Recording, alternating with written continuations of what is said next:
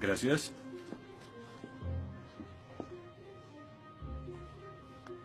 Disculpe, señor... Wheaton. Josh Wheaton. Señor Wheaton, ¿le pasa algo? No puedo hacer esto. No puedo hacer lo que pide, soy cristiano. No, no se preocupe, aún puede regresar a su dormitorio, arrodillarse y orar al lado de su cama si quiere. Lo que haga con su vida es su problema, pero lo que haga aquí en la clase es el mío.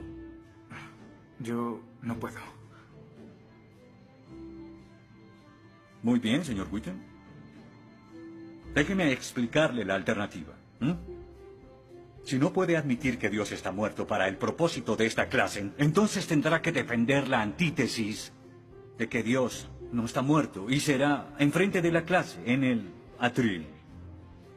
Y si falla, que de hecho lo hará, perderá esta sección que equivale al 30% de la nota final de este curso. ¿Lo acepta? ¿Quién decide si gano o pierdo la discusión? Pues yo lo haré. Es mi clase. Yo dirijo. La evaluación es mi privilegio. Con todo respeto, pero no creo que sea objetivo. ¿Y qué es lo que propone? Bien... ¿y qué tal ellos? Bien, es interesante, pero ¿por qué darles el poder a ellos? Ya los convenció. Lo que debo hacer es desconvencerlos, para que admitan su error.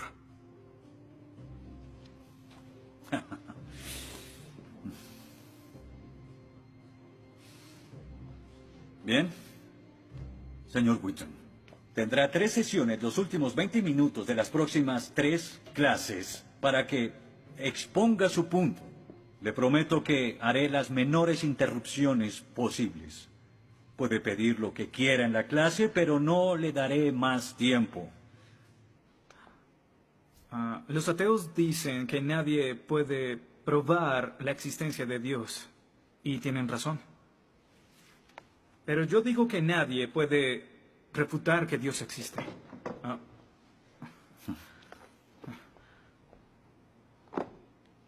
Pero la única forma de debatir este asunto es observando la evidencia disponible.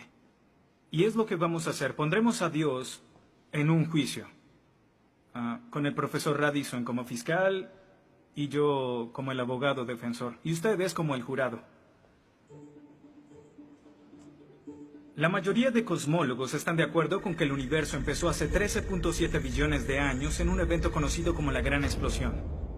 Ahora, analicemos la descripción del físico ganador del premio Nobel Steven Weinberg de cómo habría sido la Gran Explosión y, ya que él es ateo, podemos estar seguros de que no hay ninguna inclinación religiosa en su descripción. Al principio, hubo una explosión y en 3 minutos, 98% de la materia que hay o habrá se produjo. El universo apareció. Por 2500 años, la mayoría de científicos estuvieron de acuerdo con Aristóteles, con la idea de que el universo siempre ha existido sin inicio o final. Pero la Biblia no está de acuerdo. En 1920, el astrónomo belga Georges Lemaitre, teísta, que de hecho... ¿Qué es un teísta? Un teísta es alguien que cree en la existencia de Dios. Dijo que todo el universo saltó a la existencia en un billonésimo de segundo. De la nada, en un inimaginable destello de luz. Así es como esperaría que el universo respondiera si Dios hubiera dado la instrucción en Génesis 1:3 que exista la luz. En otras palabras, el origen del universo apareció como se esperaría después de leer Génesis y por 2500 años. La Biblia tiene razón y la ciencia está equivocada. Todo apunta a un Dios que lo creó, verán. En el mundo real no se ven cosas que se salgan de la nada, pero los ateos quieren hacer una excepción en esta regla. Específicamente en el universo y... Pero en su libro El espejismo de Dios, Richard Dawkins dice que si me dices que Dios creó el universo, entonces tengo el derecho a preguntar quién creó a Dios. La pregunta de Dawkins solo tiene sentido en términos de un Dios que ha sido creado. No tiene sentido en términos de un Dios no creado. que es la clase de Dios en el que creen, incluso dejando a Dios fuera de la ecuación, tengo el derecho de devolverle la pregunta al señor Dawkins y decir, si el universo te creó, ¿quién creó el universo? Ven, tanto teístas como ateos están agobiados por contestar la misma pregunta de cómo iniciaron las cosas. Lo que espero que entiendan de esto es que no hay que cometer suicidio intelectual para creer en un creador tras la creación, y en la medida que descarten a Dios, se verán obligados a encontrar una increíble explicación de cómo las cosas iniciaron.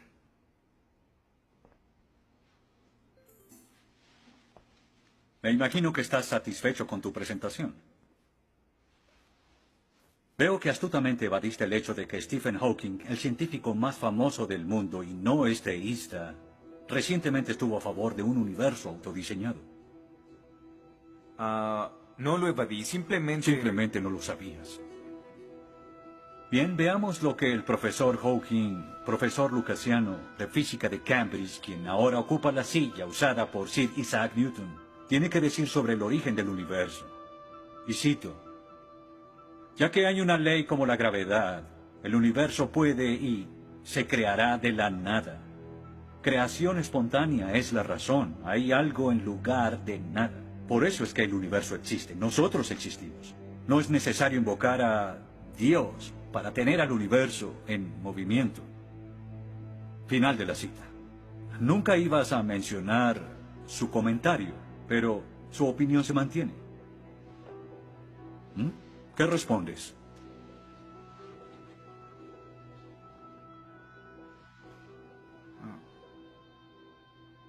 No sé. ¿No sabes? Pinché el globo de todo tu argumento con un solo alfiler y... ¿tú no lo sabes? Oh. Señor, me gustaría decirle que tengo la respuesta perfecta, pero no quebranta mi fe. Oh, ok. Así que el más grande cerebro científico de toda la historia dice que Dios no es necesario, pero un estudiante de primer semestre dice, oh, sí lo es. Wow, ¿sabes? Va a ser una decisión muy difícil. Pues estaré pendiente la próxima semana. Se acabó la clase. Gracias a una ley como la gravedad, el universo puede y se creará de la nada. Y para ser honesto, no sabía cómo refutarlo. Después de todo, es cierto que Hawking es un genio. Pero el profesor John Lennox, quien enseña matemáticas y filosofía, ha demostrado que no hay ni uno ni dos, sino 3 errores de lógica en esa simple frase y se reduce a un razonamiento circular. Hawking básicamente está diciendo que el universo existe porque necesitaba existir, y como el universo necesitaba existir, se creó a sí mismo. Es como si les dijera que la carne enlatada es la mejor que haya existido porque en toda la historia no hay comida que sea mejor. Quizá me vean extraño y les digo que nunca he probado nada más. Y tienen razón, lo estoy ratificando. Pero cuando Hawking afirma que el universo se creó a sí mismo porque así debía ser, y luego dice que tiene una explicación de cómo y por qué fue creado, no reconocemos que está haciendo lo mismo. Pero así es. Continuando con Lennox, sandeces se quedan en sandeces, aunque sean dichas por un famoso científico. Y el público asuma que son declaraciones de la ciencia. Este es el tope de la arrogancia. ¿Me estás diciendo que tú, un estudiante, afirma que Stephen Hawking está mal? No. Lo que digo es que John Lennox, profesor de matemáticas y filosofía, encontró que las razones del profesor Hawking son incorrectas. Y si no soporta mi desacuerdo con Hawking, le sugiero que vaya a la página 5 de su libro, en donde insiste en que la filosofía está muerta. Y si está tan seguro de la infalibilidad de Hawking y la filosofía realmente está muerta, entonces no hay necesidad de esta clase. El mal. Se dice que el mal es el arma más potente del ateísmo contra la fe cristiana. Después de todo, la existencia del mal nos lleva a una pregunta. ¿Y si Dios es tan bueno y tan poderoso, ¿por qué permite que el mal exista? La respuesta a esto es muy simple. Libre albedrío. Dios permite que el mal exista por el libre albedrío. Desde el punto de vista cristiano, Dios tolera el mal en este mundo por un tiempo para que un día todos los que eligieron amarlo estén con Él en el cielo, apartados del mal, pero con el libre albedrío intacto. En otras palabras, la intención de Dios con el mal es destruirlo un día. Oh, qué conveniente. Un día me desharé de todo el mal del mundo, pero hasta ese momento tendrán que lidiar con las guerras, holocaustos, tsunamis, pobreza, hambruna y sida. Que se diviertan. Luego nos enseñará sobre el absolutismo moral. ¿Pero por qué no? El profesor Radisson, quien claramente es ateo, no cree en absolutismo moral, pero en su programa dice que planea hacernos un examen en la última semana. Apuesto a que si consigo una A en el examen haciendo trampa, inmediatamente empezará a sonar como un cristiano, insistiendo que está mal hacerlo. ¿Y qué base tendría él? Si el propósito de mis acciones es lograr el éxito, entonces, ¿por qué no podría hacerlo? Para los cristianos, el punto de la moralidad, lo que constituye lo bueno y lo malo, es una línea directa que nos conduce hacia Dios. Oh, estás diciendo que necesitamos a Dios para ser morales, que una moral atea no es posible. No, pero sin Dios no hay una razón para ser moral. No habría un estándar para el comportamiento moral.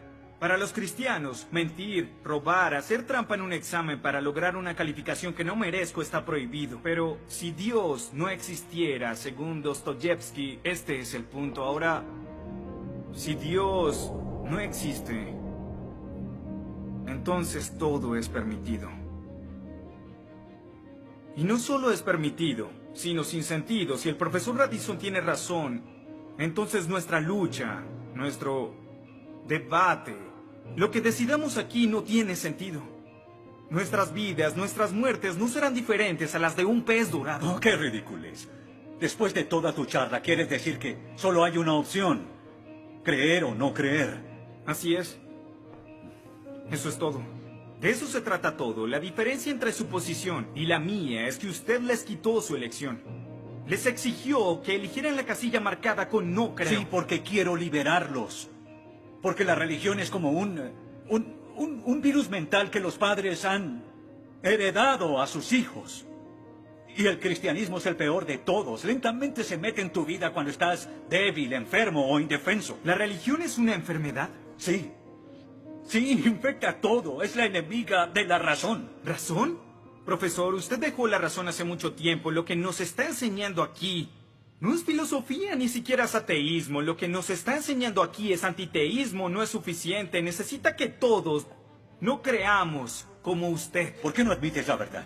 ¿Quieres enredarlos en tu primitiva superstición? Lo que quiero es que tomen su propia decisión. Eso es lo que Dios no quiere. sabes cuánto voy a disfrutar reprobándote. Pero ¿a quién realmente quiere reprobar, profesor? ¿A mí? ¿O a Dios?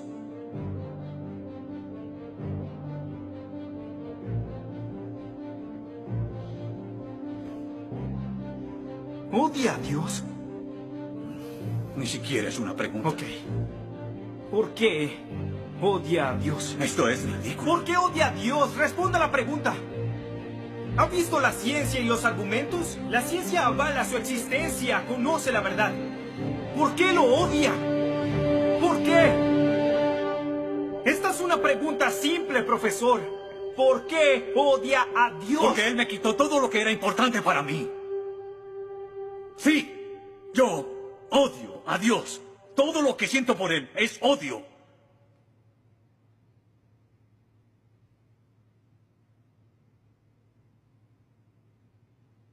¿Cómo puede odiar a Dios si no existe?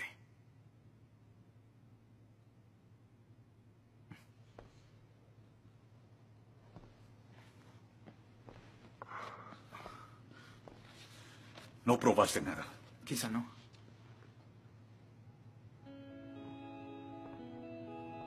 Ellos deben elegir.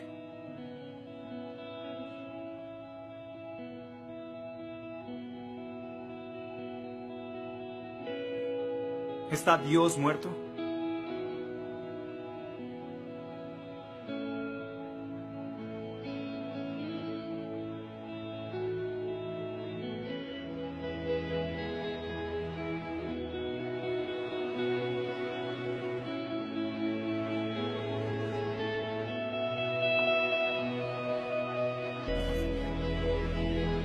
Dios no está muerto. Dios no está muerto. Dios no está muerto. Dios no está muerto. Dios no está muerto. Dios no está muerto. Dios no está muerto. Dios no está muerto. Dios no está muerto. Dios no está muerto.